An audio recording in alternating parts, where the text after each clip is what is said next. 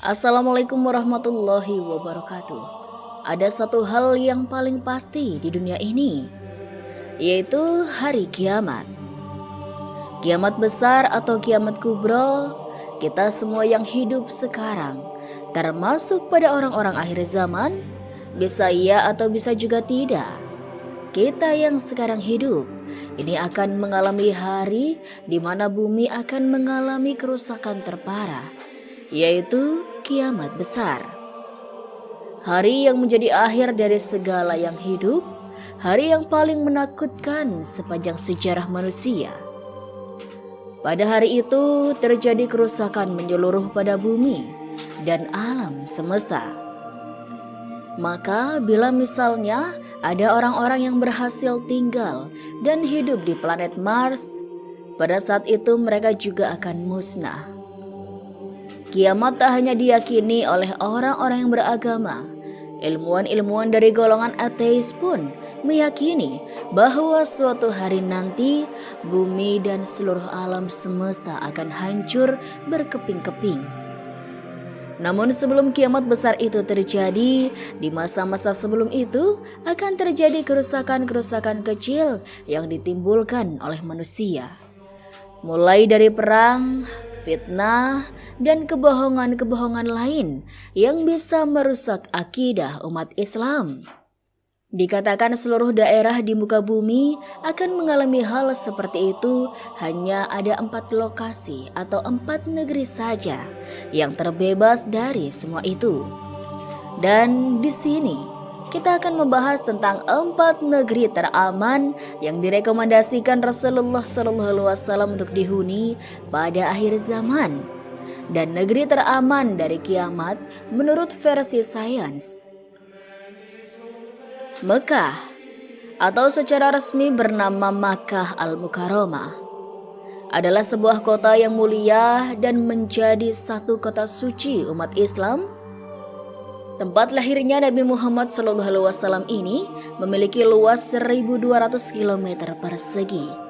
Dengan populasi terakhir yang tercatat pada tahun 2023, penduduknya berjumlah 2.150.000 jiwa. Mekah menjadi sebuah kota tersibuk karena jutaan orang dari seluruh dunia selalu mengunjungi tempat ini setiap waktu. Baik dalam momen umrah ataupun haji, kota ini menjadi salah satu kota yang direkomendasikan oleh Rasulullah SAW sebagai tempat teraman ketika dunia diambang kiamat. Sebagaimana dengan sabda Nabi Muhammad SAW, tiada suatu negeri pun melainkan akan diinjak oleh Dajjal, kecuali hanya Mekah dan Madinah. Yang tiada suatu lorong pun dari lorong-lorong Mekah dan Madinah itu, melainkan di situ ada para malaikat yang berbaris rapat untuk melindunginya. Kemudian Dajjal itu turunlah di suatu tanah yang berpasir. Lalu kota Madinah bergoncanglah sebanyak 3 goncangan, dan dari goncangan-goncangan itu Allah Subhanahu wa Ta'ala akan mengeluarkan setiap orang kafir dan munafik. Hadis riwayat Muslim. Awalnya kota ini bernama Yasrib, kemudian diubah namanya menjadi Madinah.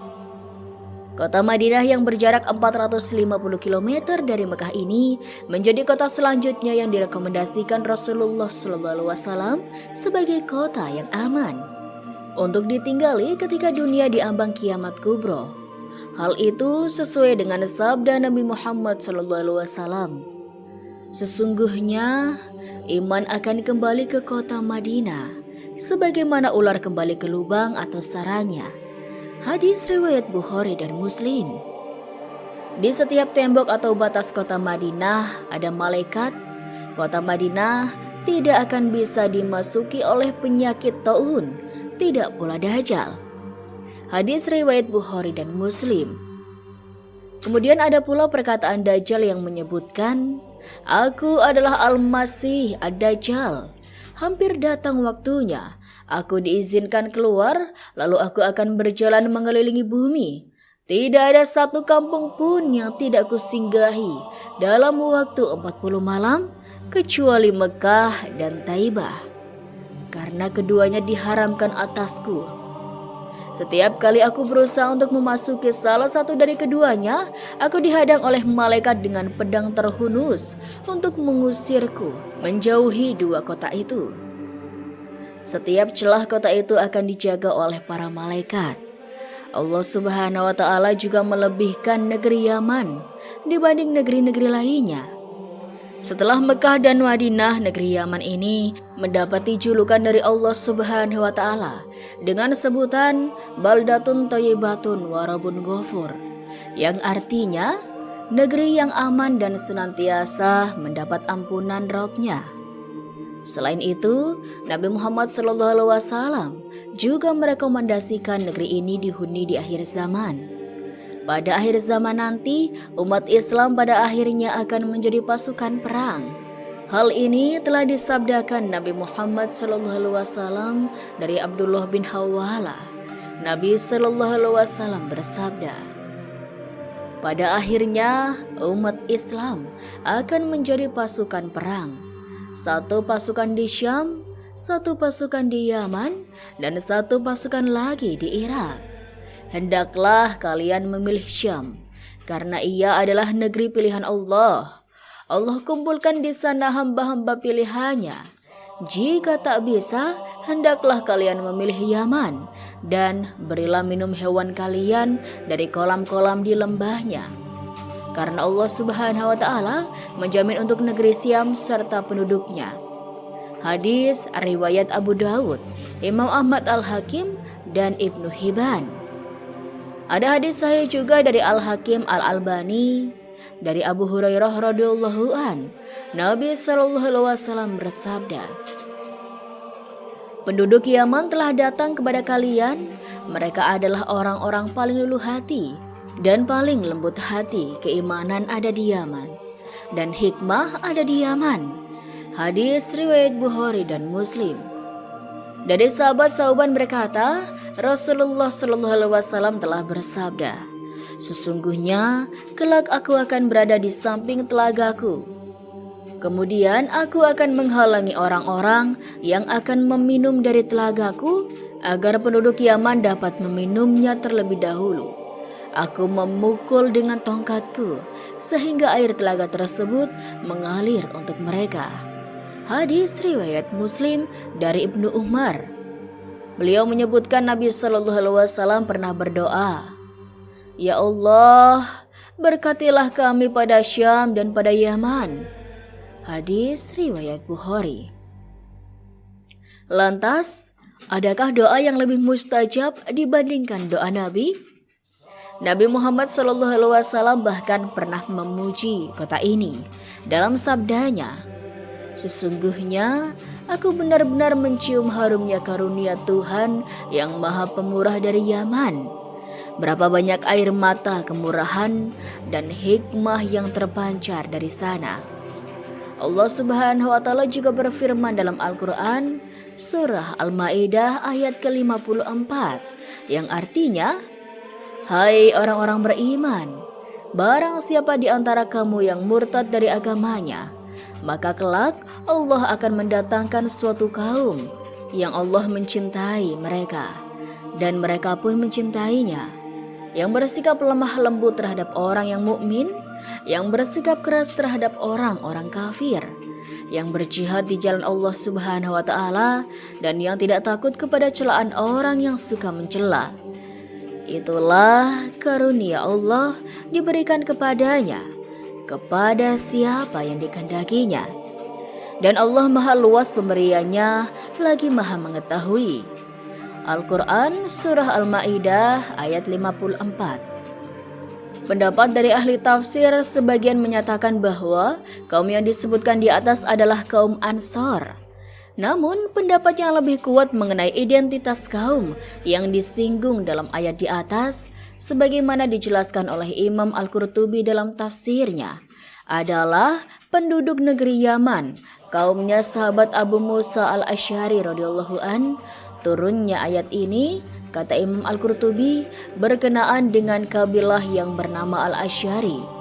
Dalam riwayat disebutkan, Setelah ayat ini turun, beberapa rombongan kapal dari kabilah Al-Asy'ari dan kabilah-kabilah lainnya dari negeri Yaman datang melalui jalur laut.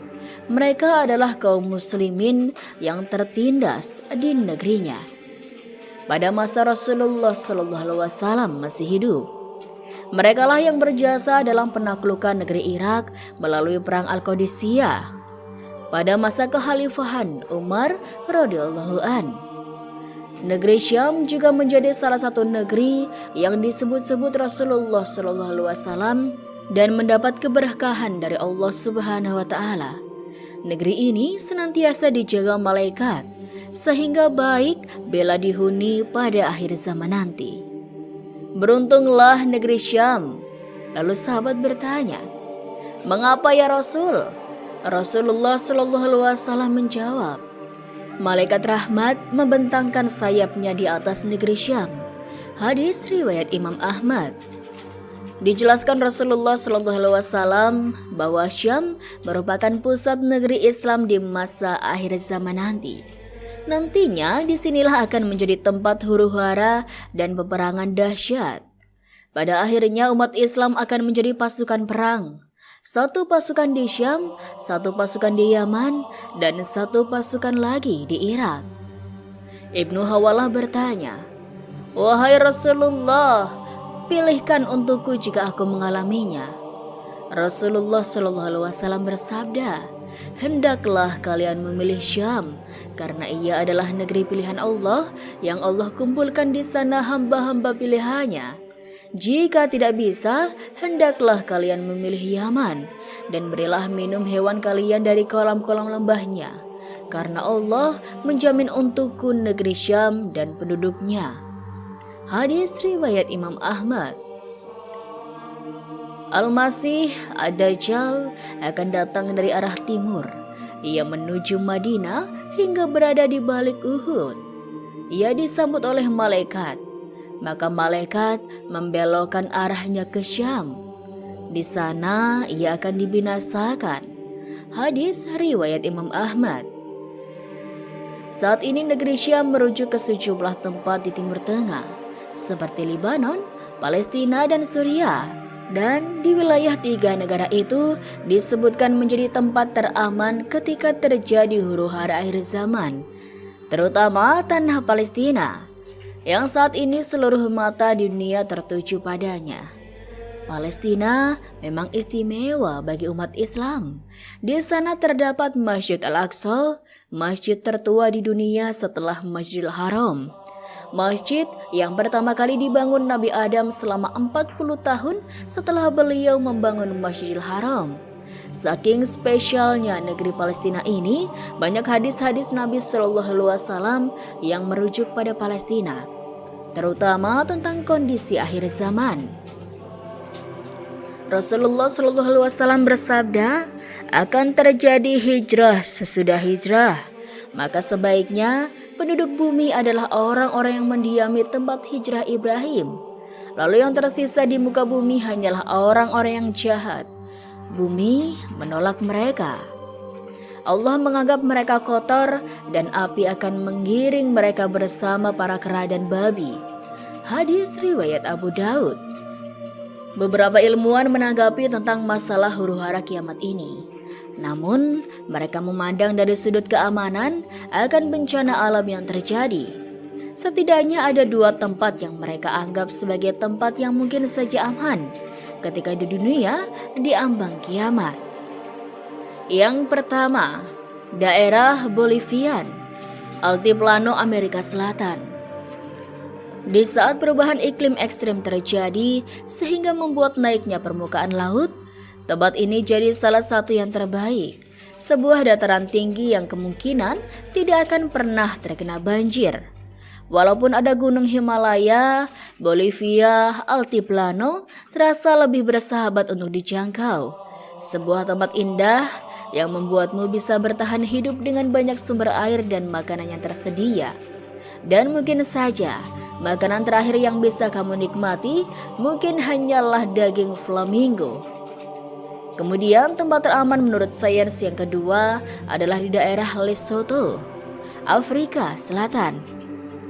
Negara kecil di Afrika Selatan ini merupakan salah satu tempat paling aman di dunia.